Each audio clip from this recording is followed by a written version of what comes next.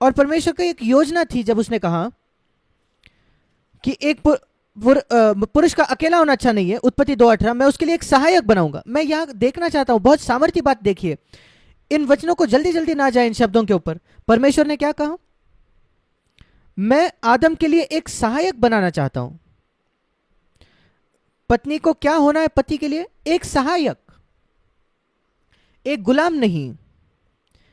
अपने पत्नी को एक गुलाम की तरह उसके साथ बर्ताव ना करे कि जिसको सिर्फ आपकी सारी ऑर्डर्स माननी है, आपकी बातें माननी है। ये अपेक्षा न रखे कि आप एक राजा होगे और गुलाम के ऊपर हक जमाते हो। वैसे पत्नी नहीं होनी चाहिए। पत्नी को सहायक होना है। उसी समय पत्नी को स्वामी भी नहीं होना है पति के ऊपर। परमेश्वर ने यह नहीं कहा कि मैं आदम के लिए एक स्वामी बनाऊंगा, नहीं, मुझे एक सहायक बनाना है। और जैसे किसी ने कहा कि परमेश्वर ने एक पसली ली आदम के बाजू से, उसने एक हड्डी आदम के सिर से नहीं ली कि वो स्त्री पुरुष पर हक जमाए, अधिकार करे। उसने आदम के पैर से हड्डी नहीं निकाली कि आदमी औरत पर, उस स्त्री पर हक जमाए, पर उसने अपने फसली से, बाजू से निकाली। शायद वो बाई ओर होगा जहां उसका हृदय था, ताकि वो पुरुष हमेशा अपने पत्नी को अपने हृदय के पास रखे, उसके बहुत नजदीक, ये पहचानते हुए कि वो उसके साथ एक है।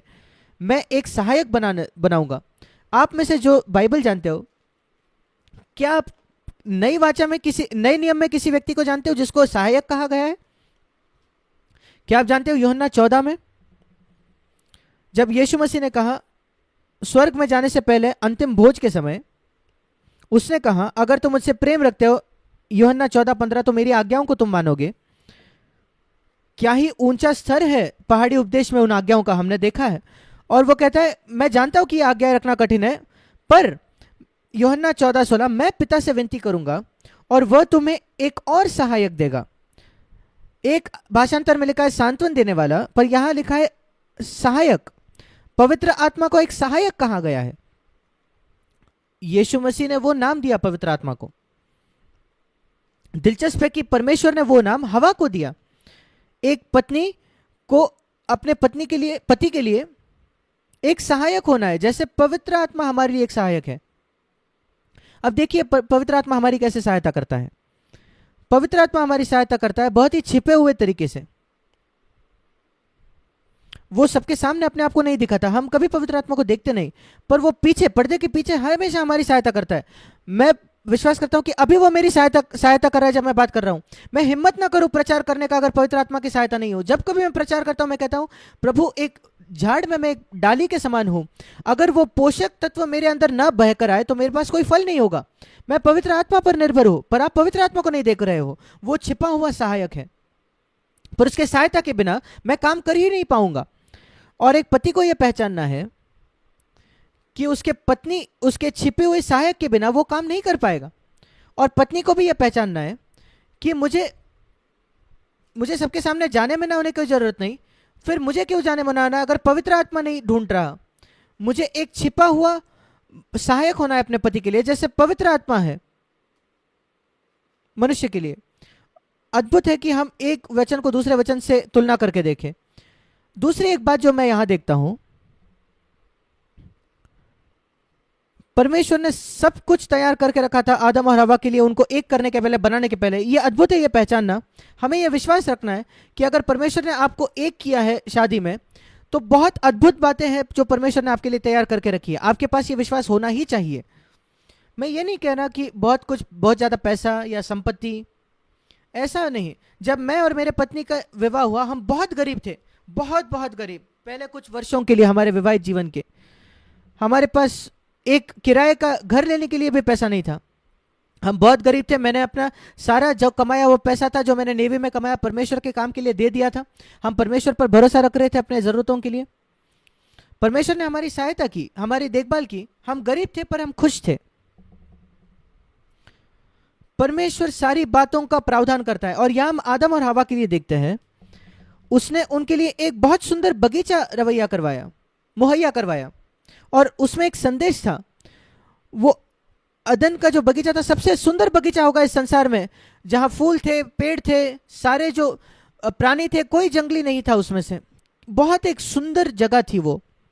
एक सुंदर बगीचा। और प्रभु आदम और हवा से कह रहा था, आदम और हवा, मैं चाहता हूं कि तुम्हारा विवाह इस बगीचे के जैसा हो। मैं चाहता हूं कि तुम्हारा एक दूसरे के साथ जो रिश्ता है, संबंध है, वो इस सुंदर बगीचे के जैसे हो, जहां लोग आ सके और सुंदर उस फूलों का सुगंध ले, फल ले, और उस फल को वो खा सके। क्या एक अद्भुत जगह काम है ये, अगर एक विवाह ऐसा हो। वो है परमेश्वर का मूलभूत उद्देश्य विवाह के लिए। आपका विवाह एक बगीचे के समान होना चाहिए, जहां दूसरे लोग आकर आनंद उठा सकते हैं उस सुगंध का, उस अच्छे दृश्य का, आत्मिक तौर पर, और उस फल का, आपके जीवन से जो आ रहा है। वो परमेश्वर का उद्देश्य है। पर एक बगीचा होने के बजाय, क्योंकि उन्होंने आज्ञा नहीं मानी परमेश्वर की, अनाज्ञाकारी वो बने, वो एक जंगल बन गया। वो संबंध आदम और हवा के बीच में वो एक जंगल जैसे बन गया। शुरुआत हुई थी एक छोटे अनाज्ञाकारिता परमेश्वर के खिलाफ। परमेश्वर ने उनको बताया था उस एक वृक्ष से न खाना। वहां हजारों फल थे। क्या इतना कठिन था एक फल, एक पेड़ से दूर रहना? पर शैतान उनको उस पेड़ के पास ले गया। शैतान हमेशा यही कोशिश करेगा कि आपको किसी ऐसे चीज के पास ले जाए जो आप परमेश्वर के साथ के संबंध को नष्ट कर दे, और आपके पत्नी के साथ के संबंध, जीवन साथी के साथ जो रिश्ता है उसको नष्ट कर दे। इसको याद रखें। शायद 10,000 बातें हो सकती है जो आप कर सकते हो, वो बातें अच्छी हो सकती है। शैतान आपको उस एक चीज के पास ले जाएगा जो समस्या खड़ी करेगी। सोच कर देखिए कितनी अच्छी बातें पति पत्नी एक दूसरे के लिए करते हैं, पर शैतान आपको उस एक बात की याद दिलाएगा जो आपके पत्नी ने नहीं की या आपके पति ने नहीं की, और आपको उसी बात पर याद दिलाते रहेगा ताकि आप दोनों के बीच में एक दूरी आ जाए, आपके और आपके जीवन साथी के बीच। वैसे ही शैतान है। एदन के बगीचे से इस पाठ को सीखे। वो एक बात को खोज रहा है शैतान, जो आपको भ्रमा के ले जाए, एक दूसरे से दूर कर दे। और वही होता है, वही हुआ। हवा मूर्ख थी, उसने शैतान की बात मानी और तुरंत अपने पति परमेश्वर से वो अलग हो गई। और फिर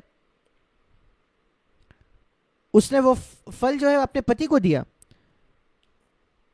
अब जब मैंने पहले उत्पत्ति 3 अध्याय को पढ़ा, मुझे लगा आदम कहीं और घूम रहा था उस बगीचे में, जब तक मैंने उत्पत्ति 3 उसका 6वां वचन नहीं पढ़ा, और यह देखा कि आदम बिल्कुल वहीं खड़ा था हवा के बाजू में।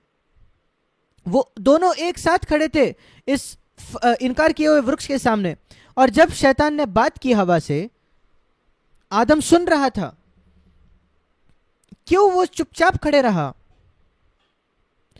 क्यों उसने अपने पत्नी को यह नहीं कहा, अरे हमें इसको नहीं सुनना है, आइए हम यहां से चले जाएं, हम इस सर्प से नहीं सुनना चाहते?